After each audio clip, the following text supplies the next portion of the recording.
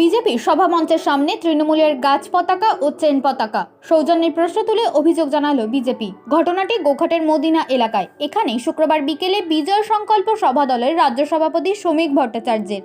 জানা গেছে, অভিযোগ পাওয়ার পরেই নির্বাচন কমিশনের পক্ষ থেকে ওই পতাকা খুলে সরিয়ে দেওয়া হয়।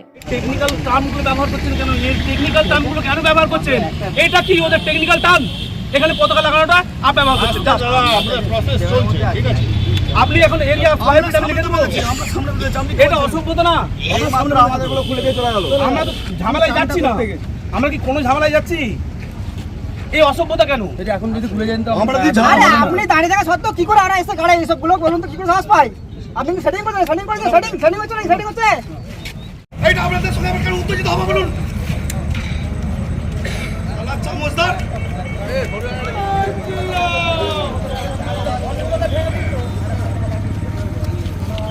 নিজের সামনে মনে করা যায় ডাইরেক্ট আমাদের এত হিংসা করেছে। মানুষ আমার গরু ছাগল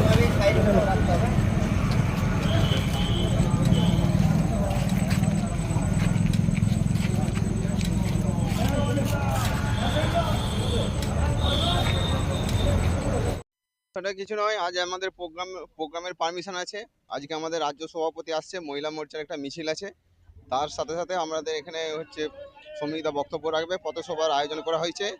কিন্তু তৃণমূলের কিছু দুষ্কৃতী এখানে আমাদের অ্যাবসেন্টেজ, আমাদের ছেলেরা তখন খেতে গিয়েছিল, সেই সময় ওদের ঝান্ডা দিয়ে এই আমাদের এলাকাটাতে ভর্তি করে দিয়েছে। সেই জন্য মঞ্চের সামনেটাকে এটা তো কোনোভাবে মেনে নিয়ে না। আমাদের যেহেতু পারমিশন আছে এবং আমরা প্রোগ্রাম আজকে করব, রাজ্য সভাপতি আসছে, এটা কোনো সৌজন্য রাজনীতি নয়। এটা মানে কোন ধরনের রাজনীতি ঠিক ভাষায় প্রকাশ করা যাবে না। হ্যাঁ, আমাদের প্রোগ্রাম স্টেজ ফেজ সব রেডি হয়ে যাওয়ার পরে ওরা পতাকা লাগিয়েছে।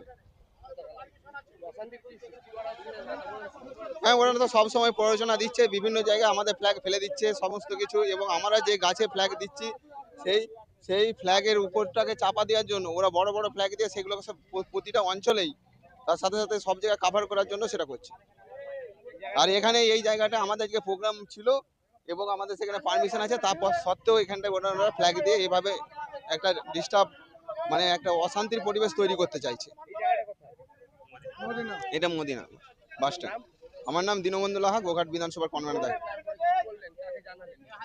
আমরা পুলিশ প্রশাসনের সাথে যোগাযোগ করেছি, ওনাদের সাথে কথা বলেছি। ওনারা বললেন যে দেখছি আমরা এই জায়গাগুলো আমরা পরিষ্কার করে দেবো বলেছে। ঠিক আছে, প্রথমে ওনারা শুনতে চাইছিলেন, কিন্তু আমরা জোর করে বলার পরে তবেই ওরা খুলেছে নির্বাচনের দপ্তর থেকে। আমার নাম দীনবন্ধু লাহা, আমি গোঘাট বিধানসভার কনভেনরের দায়িত্বে আছি।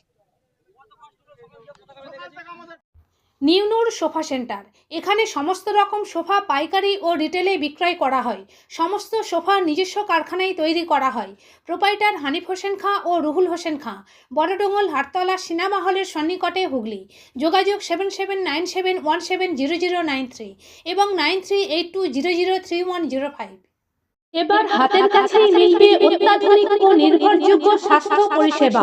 আরামবাগ, খানাকুল ও পরশুরা থানা এলাকার মানুষদের জন্য এক বড় সুখবর।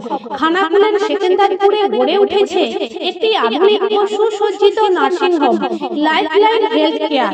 ডাইরেক্টর সঞ্জয় পালু। এই নার্সিংহোমে রয়েছে 24 ঘন্টা রোগী দেখানোর ও ভর্তি করার সুব্যবস্থা।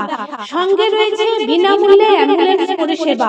অভিজ্ঞ পরিষেবা ও যত্নশীল ব্যবস্থাপনায় আপনার সুস্থতার নির্ভরযোগ্য ঠিকানা লাইফলাইন হেলথ কেয়ার। যোগাযোগ 9735481158 7432984404।